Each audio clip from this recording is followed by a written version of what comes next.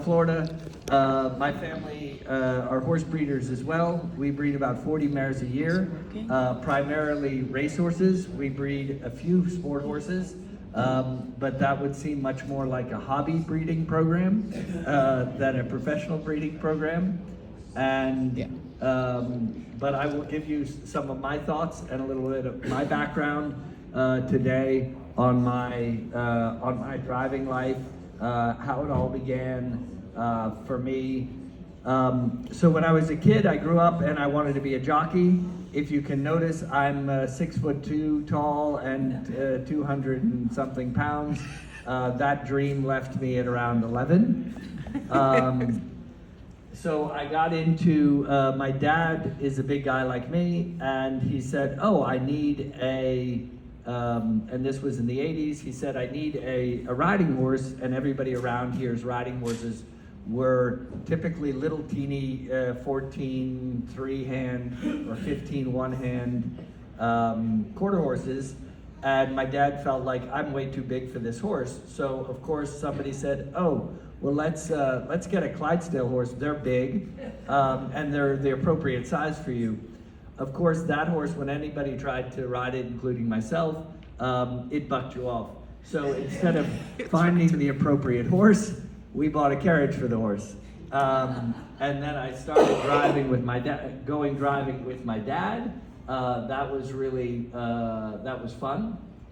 And driving around the farm, and I realized he was distracted all the time looking at, you know, this needs to be fixed, and that needs to be fixed, and that fence is crooked. And so we started, I said, hey, why don't I drive? You tell me where to go.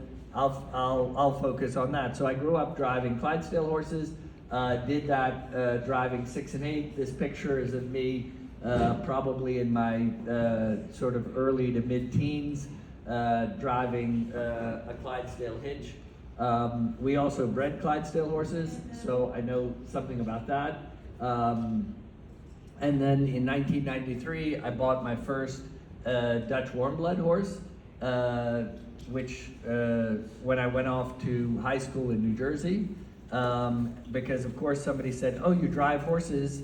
I was driving Clydesdales at the time. They said, oh, you drive horses? I know somebody who drives horses. And of course that person, they didn't drive standardbreds, but damn near it, and they did the combined driving sport. I went there, got introduced to that, ended up buying a riding type Dutch warm blood horse, and then competed my first competition at 13 in Gladstone, New Jersey with a single horse. And since then, I have been a fan of the Dutch horse. Can we go to the next slide? So a little bit about me.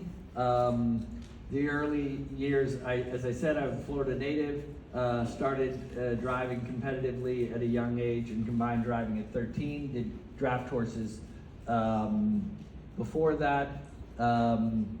And then at one stage, I think it was 16, these moments happened to people in the horse business. Somebody came to our family and said, I want to buy your Clydesdales. They had just sold their company for a few $100 million, and they said, well, are they for sale? And of course, I had spent maybe enough time around Dutch people to say, yes, everything is for sale.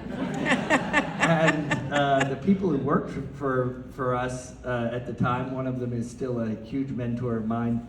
He said to me, you know, how are you going to price them? And I said, we're going to just ask $250,000 for them. And sure enough, that person paid $250,000. So that was the day that the Clydesdales left the farm.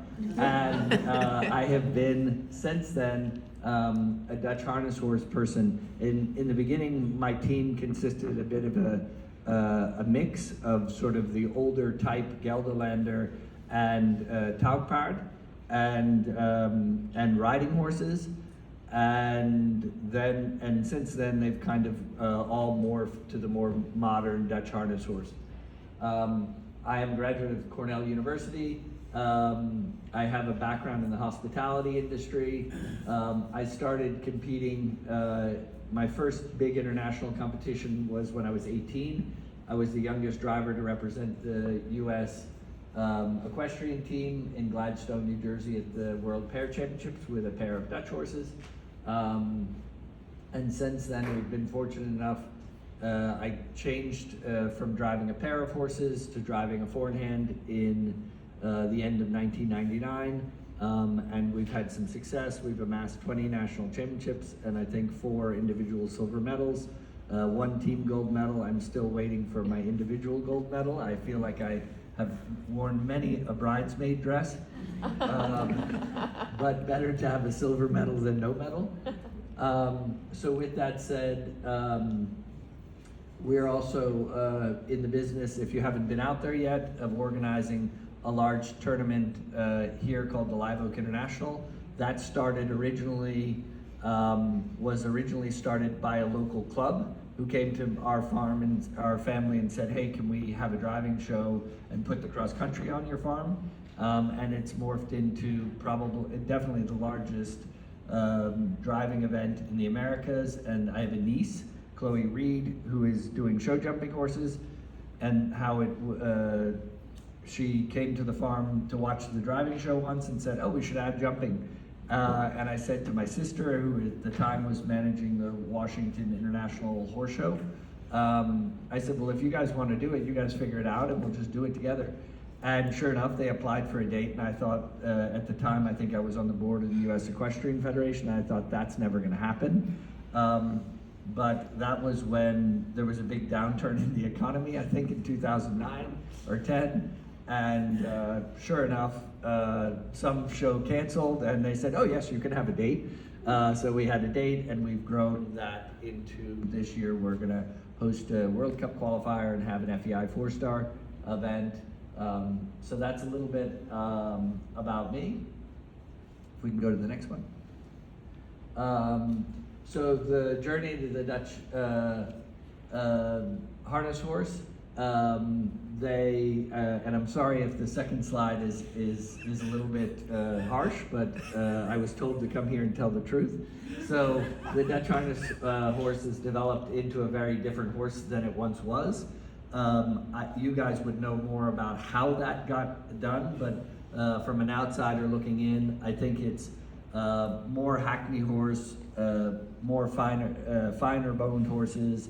Some saddlebreds and different things like that have sort of taken the Dutch harness horse and the Gelderlander horse from a huge-footed, big-headed, long-backed, did I say long? Long-backed horse to a very modern, sleek horse that seems appropriate for many different sports. And of course, you guys are very well aware of the famous show jumping horse, Nolte's Kuchen Girl, that also had a hackney background in the Dutch harness horse paper, and then Verdis, the dressage horse that went far. My own personal view, as of today, where some of the Dutch breeders are missing the boat is the cross.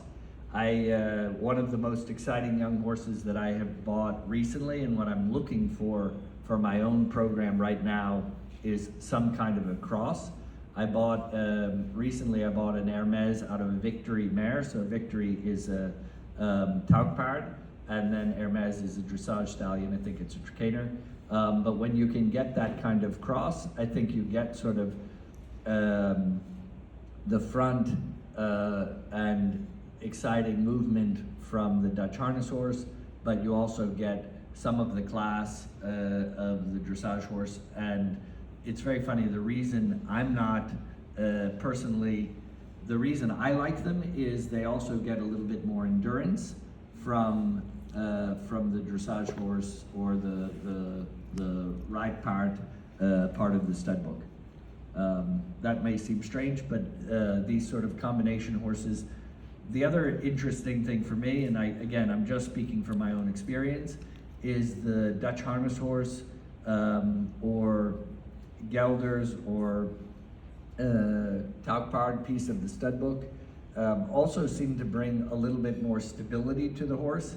And by what I mean by stability is I think they also bring some more bone it seems like the Dutch harness horse, if they weren't sound, they didn't go on. Whereas it seems to me, again, this is just my observation, and I'm not an expert at this, that a lot of the sport horses have gone the way, if you may, of that the thoroughbred industry has gone, which is nobody has ever really paid a lot of attention to, hey, these horses have to hold up and be teenagers to be great in the sport, because the challenge is, if you're going to evaluate a horse as a teenager, well, the stallion has to have bred that mare very young to actually still be having an active life as a stallion.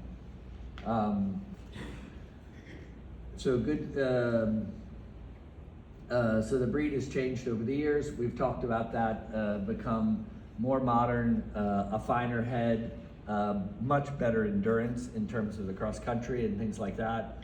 But we've seemed to be at a place where we still have the stability and the ruggedness of a horse that I'm always super proud when I get a horse into my program. I typically buy 3.5-year-old horses.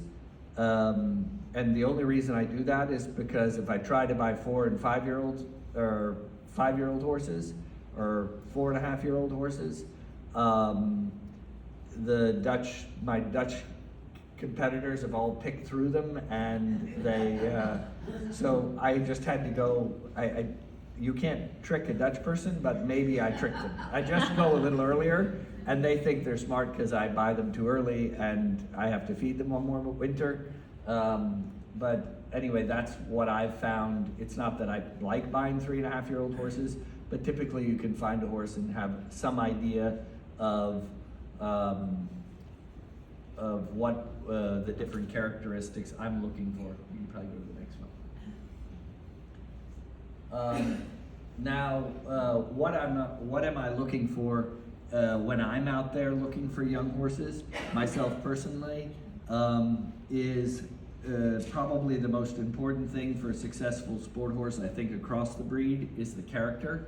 With a terrible character, there's no chance. I don't mind having a little character, so they can be unique. I don't want one that's misses to use the horse word, and it's the appropriate word, but I think it doesn't get used appropriately.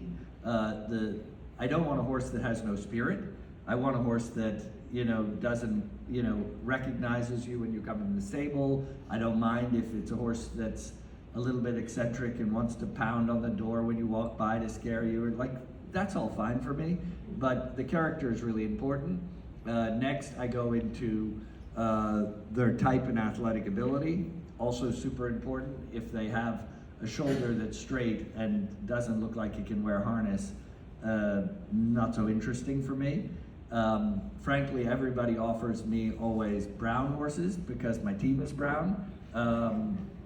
I guess I understand that. It's not that I don't have clients that buy other color horses. I certainly like to buy dark bays and blacks, which my biggest competitor, Boyd Excel, drives, because if I can get the younger ones for my client and he doesn't get them, I have a better chance. I thought you'd laugh. And then I want to make sure that the walk, they can, on a loose rein, they can step 1 or 2 footprints over the front footprint with their hind leg. I want to see them sort of walk like a cat and be built a little bit uphill. If you think from a riding standpoint, in driving you don't have your seat, back, and legs to put the horse together. So if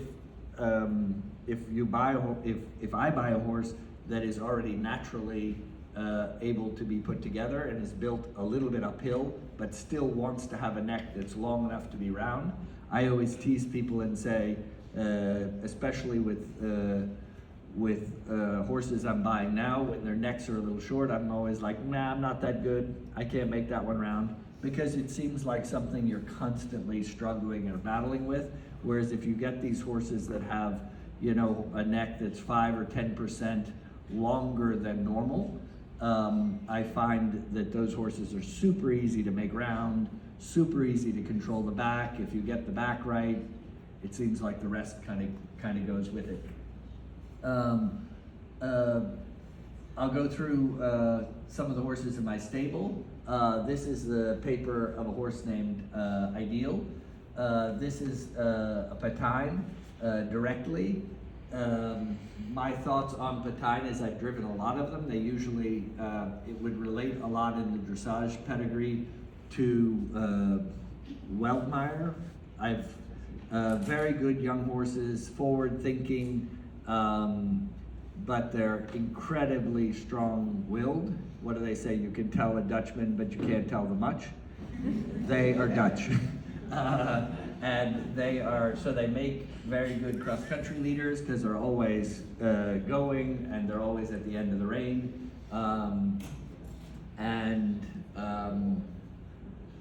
So that I think is, that's something about the Patine stallion. However, with that said, I've seen a lot of, if you get Patine in the sort of the next generation back, you can end up with some spectacular horses. We can go to the next one. Next horse is Governor. Again, a Patine. I'll drive him tomorrow in the cross country. In lead, he will be sort of the alpha boss leader from the group. He's a fantastic young horse. I've had him since he was 3.5 as well. But still, he's probably going to have his best years when he's in his mid-teens. So, and again, that's why from a breeder standpoint, if you breed Patines, you better breed one that's sound, because you're going to enjoy them when they're 14, 15, 16, and the rest is going to be, they seem to be very good young horses, but then you have this is just from my experience, you have this time between when they're sort of 7 and 9 that you think, oh, this one needs to find a new home or a new job, or this horse anticipates everything. You drive the dressage test twice with it. It anticipates everything. They always, so that one, that's my thoughts on that. If you look at this horse in the mother line, you see Mano. I really like that stallion a lot. Myself personally, I've had quite a few of them. I think he's an older horse. I think he still lives. They all have a really good brain, and they have a very nice neck and shoulder, and having them round seems really simple, and they seem very sort of hardy, if you may. We can go to the next one.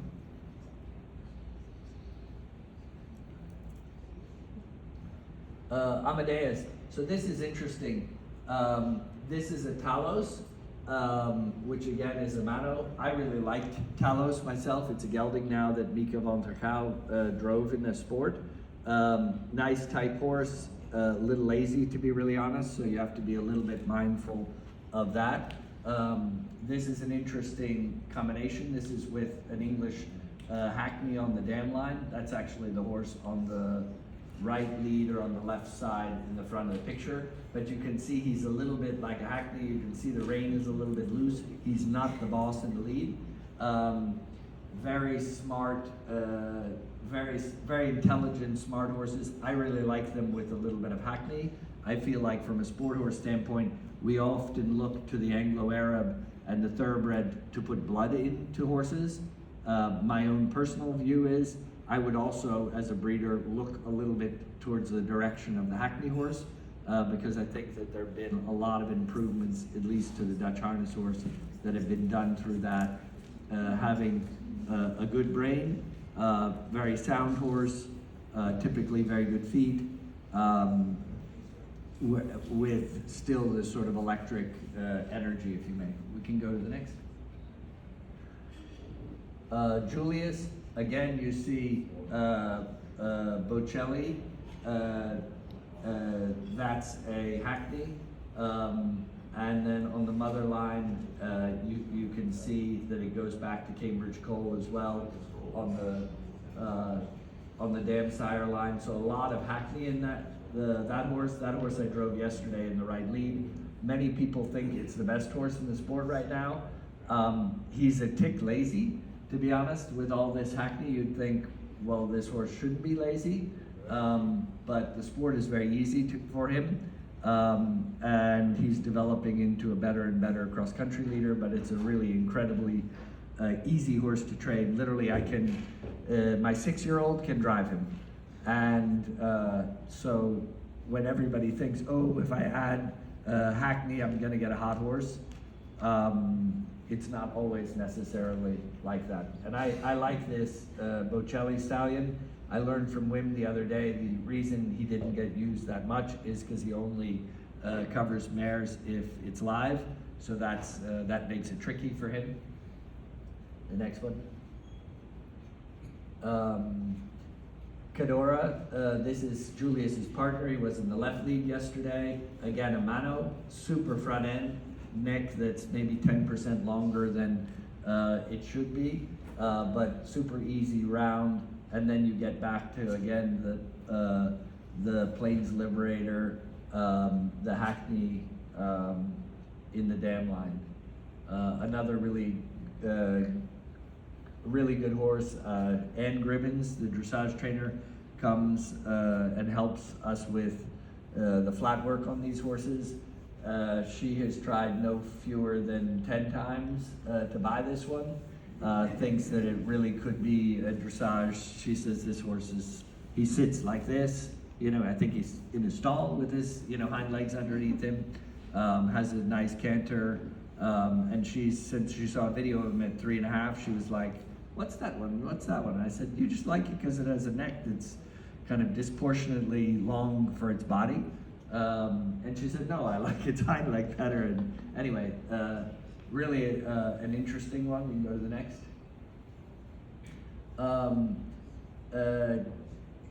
Casper, this is an athlete. My own experience with athletes, even though he is not so big, is you often get big horses. And that may not be, that's just my experience. They all seem to be very athletic and very, very smart. But what I mean by very, very smart, sometimes smarter than me. So you have to be very, very diligent. But this horse has, power to go all day, and a lot of class. With a character that, he's the kind of horse when you walk by his stall, bang, and then he kind of jumps back and, waits for your reaction. Next one. First Edition is an older horse in the team, Edison. It's an interesting horse, can go lead, wheel, wherever. Again, you see the Mano Patine in these horses. The next one. This is a young one that I have. It's 6. He'll go all 3 days. It'll probably be in my championship team this year. That's very unusual for a 6-year-old to be that ready. I don't know if it's because it's a Sazandro, but I can't say anything negative about this horse. He knows way too, it's just all simple for him. He's incredibly trainable, nice, super nice body type. I don't know it myself. This is my first Sazandro, so I don't know, but based on what I know from him, I would definitely be looking there and buying more. Tell you a little bit about the horse show that is going on. This is the 33rd edition of the Live Oak International. That's my sister on the left side of this picture, my mother on the right. The gentleman in the middle is a different a man from Michigan. not a man in a skirt, actually. A man in a skirt with bagpipes from Michigan. This is a long time ago. My family used to organize the draft horse competition. That's where it all sort of began, organizing horse shows. And then as I graduated from Cornell, I moved here in 1997. There was a carriage driving event going on. There was a club level event. We've just sort of grown that from a club level event to a national level event to now an international level event. You can go to the next one. So horses are, and this show is a real family affair. On the left side of the picture is Chloe Reed. She has ridden Nations Cups for the United States.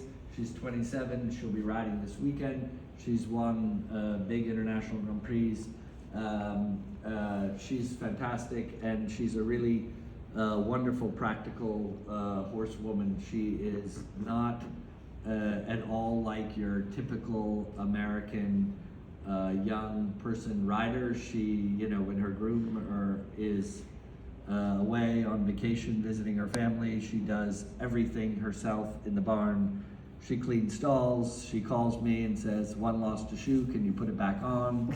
And I asked her once, I said, "Why do you do this? Like, you could find somebody to come help you." And she's like, "No, I like it. Nobody bothers me. It's just me and my dogs in the barn." And so she does all of that. She doesn't put shoes back on, and I keep trying to teach her. And I just told on myself, because I usually make the folks who watch me put a shoe back on, I usually make them swear to secrecy that I can do that, because I really don't like doing it for other people at a horse show. Then there's my sister, Juliette Reed. She was the president of the Washington International Horse Show in downtown DC for a number of years. She has done great things. She's super organized, and she has incredible analytic skills at trying to help organize the team. So if you look at our structure, Chloe is make sure all of the details get done. I seem to think it's sort of the 30,000 feet and say, "Oh, we need a sponsor, maybe this person could help us." And then Juliette is really good at trying to put that plan in place and communicate it to the team members. Next one. So the goal of the event is hosting a world-class tournament of sport. That may sound strange to you guys. It says tournament and not horse show. We always think a horse show is like a dog show of fluffy animals with, nice hair. We wanted the event to be much more like a tournament of sport, like Wimbledon or something like that, where people actually, so for us, it's a tournament, and it's all about sport. We've helped grow the sport of combined driving and its notoriety in the United States. Recently, for the last 3 years, we've added a young driver division, so that actually has a waiting list.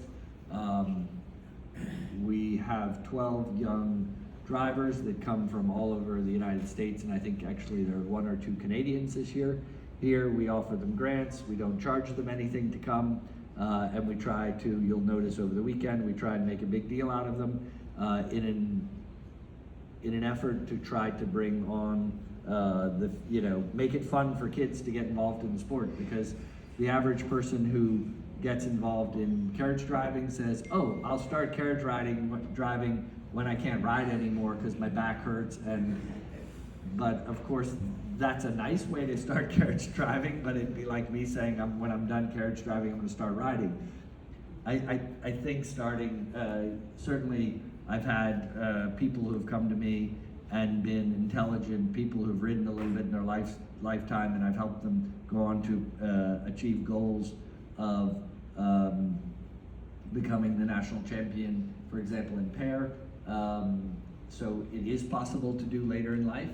That was a 68-year-old, but it doesn't necessarily mean you have to be old to do it.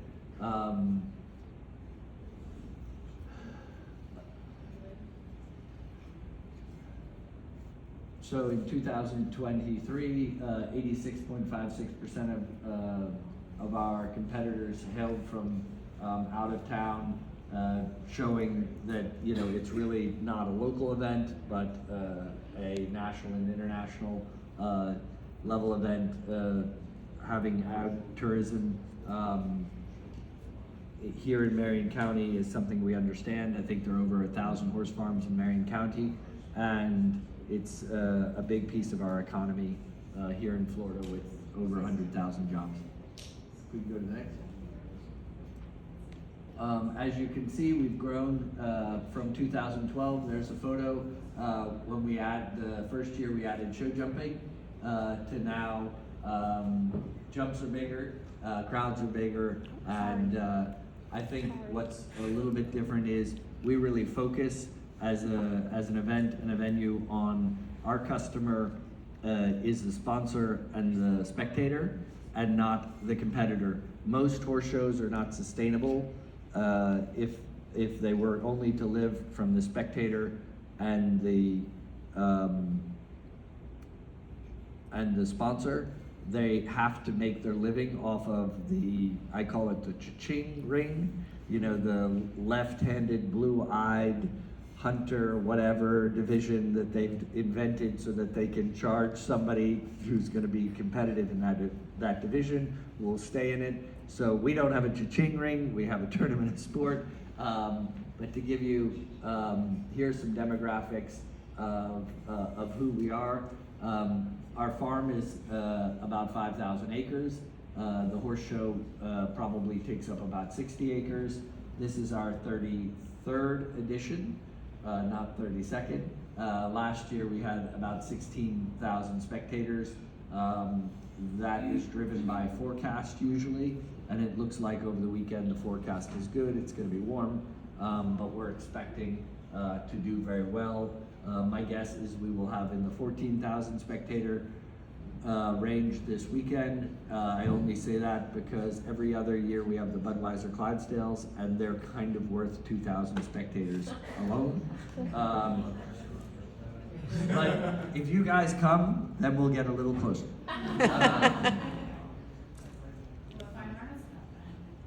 And we have fine harness horses, exactly. We have fine harness horses, and we're hoping to give the spectators of Live Oak a little bit of a tease with getting to see some really exciting show horses and showcasing something that might be a little bit new to them, and help them better understand that. And they've asked me to drive, which I'm a little nervous about. We can go to the next. We are home to the CSI 4-star Longines World Cup qualifier. And we attract some of the best show jumpers from, I think this year it's 17 nations for the World Cup. And then we have several national championships, including mine, the Four-in-Hand National Championships, which we haven't hosted, I think, in 4 years. And we have some other pieces as well. Here's a video we'll play for you to give you a little teaser if you haven't been out to the show to what it might look like. I don't know if it's gonna work. Hold on, sorry. It's a little technical difficulty. You might need to take it out of Yeah. presentation mode. I'm decent with horses, but with a computer I would have two left hands, so I have no idea how to. Oh, is it a PDF? Yeah, so it's not gonna probably do it, right? I would, if you just search Live Oak International 2023, you can find Go it. to Chrome. I apologize. Yeah. As much as I'm sure all of you guys believe that I produced this presentation myself single-handedly last night, I didn't. So, does anybody have any questions? Yes, ma'am. Yes, sir. I was a prelim driver in your very first Live Oak competition. Wow. That warms my heart 33 years ago. That's super nice. How did you win? I think I took a good, but I did go second class. Oh, okay. Yes, ma'am. But back then, you only had prelim was the highest number. Exactly. We started as a small club show, and then it went to an ADS show, and American Driving Society show, and then a USCF show, and yeah. Is your preference for your sport horses mares, geldings? Do you care? Does it? I always feel like this is going to be a debate, right? The room is sort of mixed.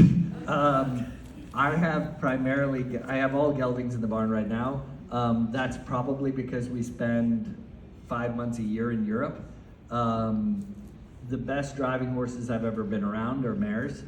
I haven't found many stallions, but I haven't, basically because of traveling much, I haven't found the right stallion to keep, that it would, the benefit of them being a stallion so that they can keep breeding would outweigh the stress and, you know, needing to deal with all of our, in my opinion, sorry, this is just my opinion, our silly imported cows. Wow. Dancing. They're all geldings, but actually some of the best horses I've worked around. I feel like my own experience with the mares is you either have a great one or you have a not so great one. But maybe you get a little bit more, well, you certainly get a less hormonal horse when, and of course with driving multiples, there are aspects when you start having breeding animals involved and you have stallions and mares and there are other stallions at the show and this, you know, the mare's in season or the stallion thinks that a mare somewhere else is in season, that they just get distracted by some of nature. So, but if the right mare or came along, and I have had mares, I have not, I've had, but as for stallions, no, I haven't had any. Are your horses broke under saddle when you buy them at 3.5 or? Great question. Are my horses broke under saddle when I buy them at 3.5? Typically, no. Usually I'm watching them lunge, long line, a little bit, and maybe pull a carriage straight down the road or something silly like that. I also have a very odd,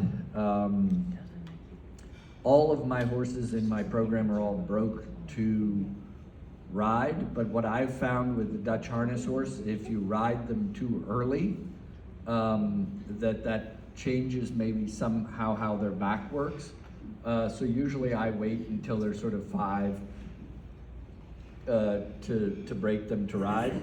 Some of them, of course, it goes really quickly because as soon as they understand the rider is no different than the driver, they're just sitting up there instead of sitting behind them. It usually goes quite well, but the other challenge is if you have a very fit horse that's already fit to do a sport, and then you want to start riding them, that comes with its own challenges, right? You can't just lunge them for half an hour and then they're kind of tired and, you know, okay, well, if they've already done a cross country and they're dead fit, the half an hour lunging doesn't do much. So what's the reason that you ride them if you have driving horses? That's a great question. So the question is, what is the reason I ride them if they're driving horses? I feel like it helps. There's some aids you can use, your seat, back, and legs in riding to be helpful to the horse.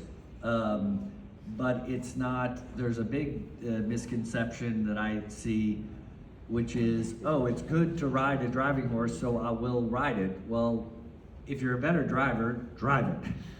I'm a better driver than a rider. I used to ride when I was in my 20s and my teens, you know, and I had horses up north. I used to ride all winter but I don't ride anymore. And I'm not afraid to ride.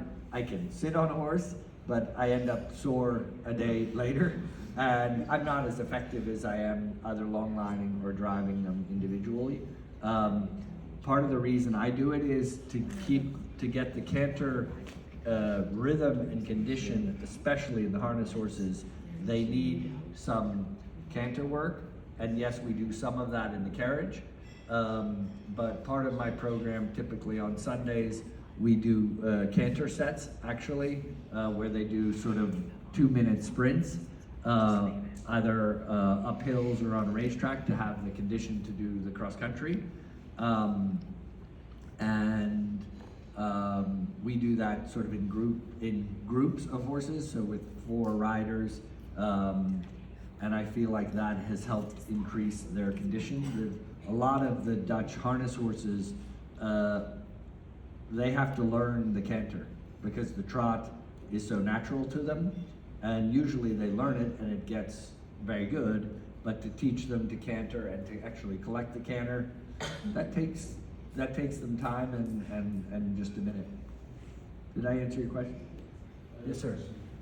It's been a long time ago, and it was in the 90s. I was a co-driver for a German driver, and we went to all the big shows, Riesenbeck and all those, world championships. And it has changed a lot. That, like, let's say Michael Jordan, he had all the warmbloods in the beginning, really nice warmbloods, and then he switched all over to like all of trotters, these trotting horses. And my question is, what is the good things in the horses you're driving compared to the other ones where they use all of trotters? They're not really like the big dressage horses in a way, right? They're more like made for the cross country, where they're really fast and quick, and that's Sure. kind of like almost like the 3D eventing, where that's where you get your points, and that's what makes winner. But these days, I think they have to be really good dressage horses, like the 3D event, Sure. to So, have a good head start.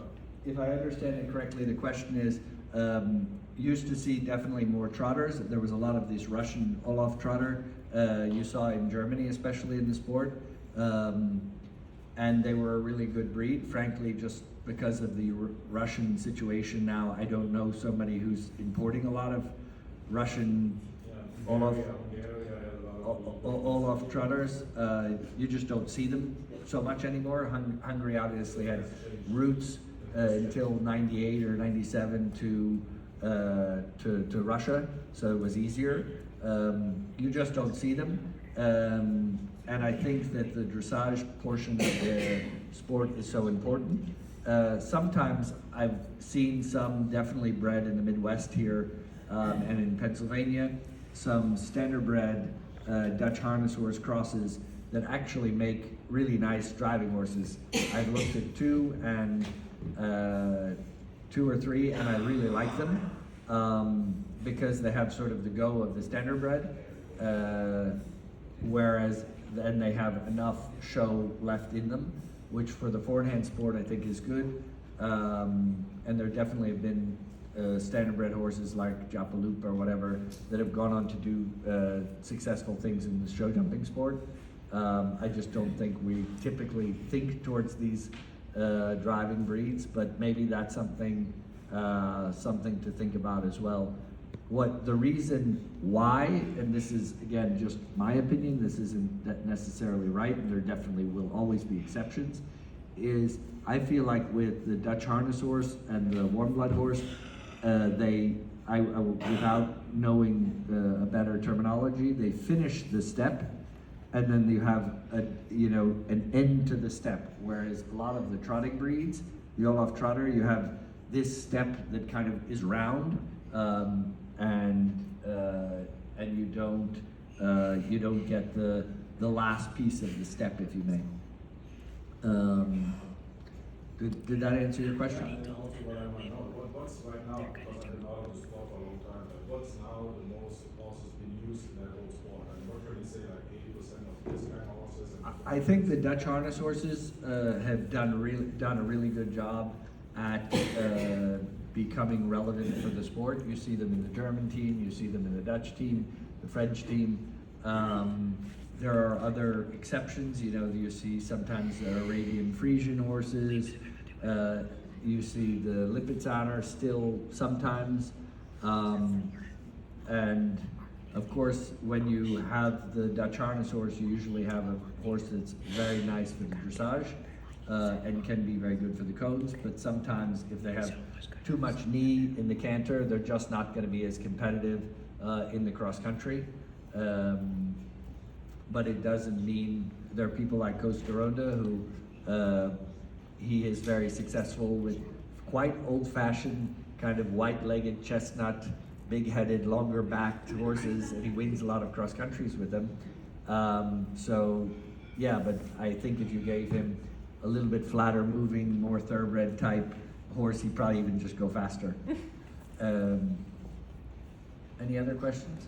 Yes, ma'am? How important is the size of each of the horses in the team relative to each other and in total? Okay, great question. How important is the size of the horse in the team to each other and the total? So it's very hard for me to drive a horse that's, for example, 15 hands with one that's 16-2.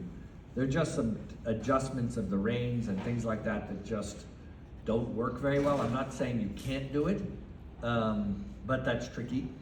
But if you have a horse that's a little bit downhill that's tall and downhill that's tall and one that's very uphill that's small, sometimes that can work together. But typically I'm buying horses around 165 centimeters or 16 hand, 16-1, because they seem to be big enough to have the presence of a big horse, but handy enough to drive in an obstacle. Whereas if you have these big monsters, it just takes up a lot more space. Did that answer? So the range would be right around, like, within 2 inches, or 15-3 and 16-1, basically. Yeah, and you'll see some people's teams will maybe be up to 16-2, 3, but after that you start getting into really, those aren't so appropriate for the sport. And sometimes you see some single horses and other horses that are more in the like 160, 159 centimeters or 15-3 and a bit that do very well. So I would guess that that range in hands goes from 15-3 to 16-2. When you start getting outside of that, you're looking at horses that do it despite their size. But they would be an outlier. Yes, ma'am. Is there anything, when you go to look at a horse, is there any one fault or type issue that you look at the horse and say, I won't have it? I mean, everybody has their thing, I'm just curious what you were. Fantastic, I love that question. Is there anything that I'm like, that's a big no-go for me?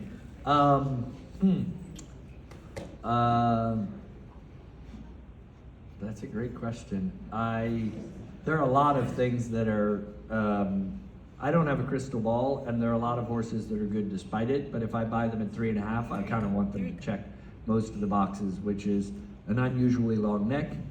I want them to have a nice hind leg that wants to be underneath them. I get shown quite a few horses that hind legs are back here, and it's just you're working your whole life to try to put the hind legs underneath them.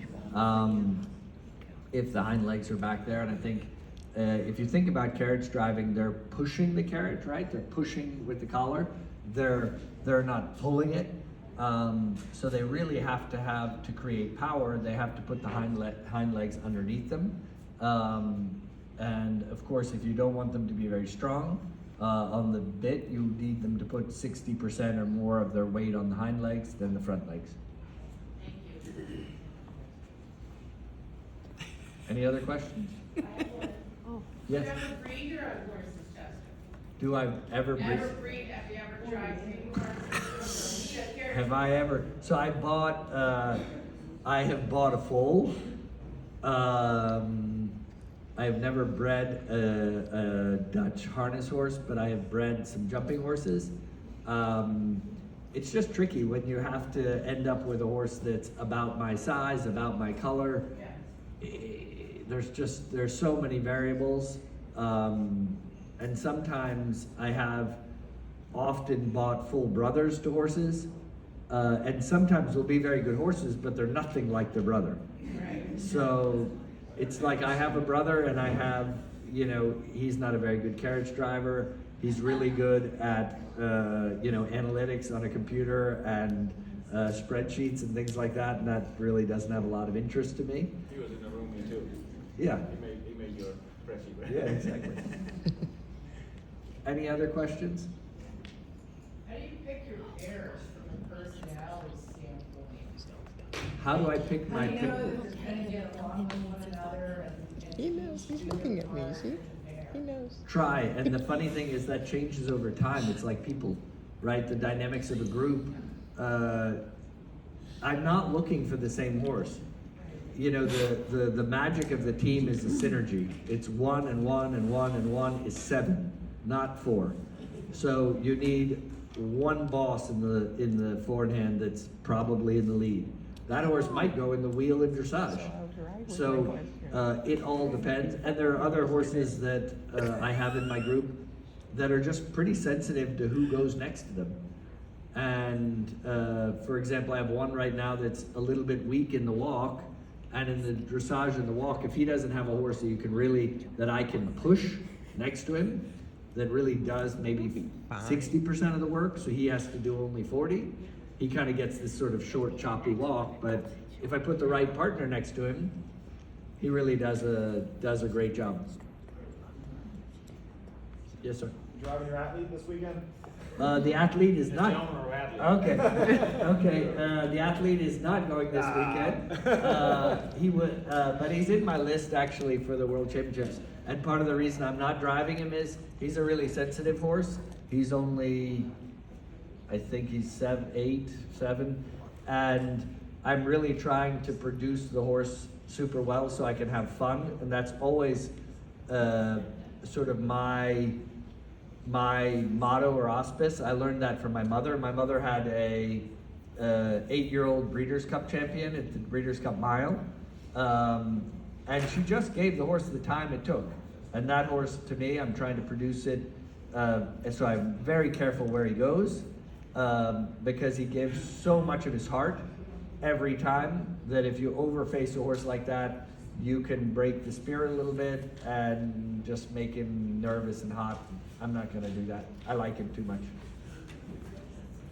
How many horses do you keep around to choose from? I usually keep I usually keep 8 horses sort of in the group, and then there are usually 1 or 2 young ones kind of coming, and maybe I have one in the group who's 19. Okay, I'm a pretty realistic person. At the end of this season, that horse is probably gonna retire sound, and maybe I don't, you know, I'm not gonna think, oh, this is a horse that I want to keep, you know, at 21 I want to keep doing shows with, because at some stage they earn their pension.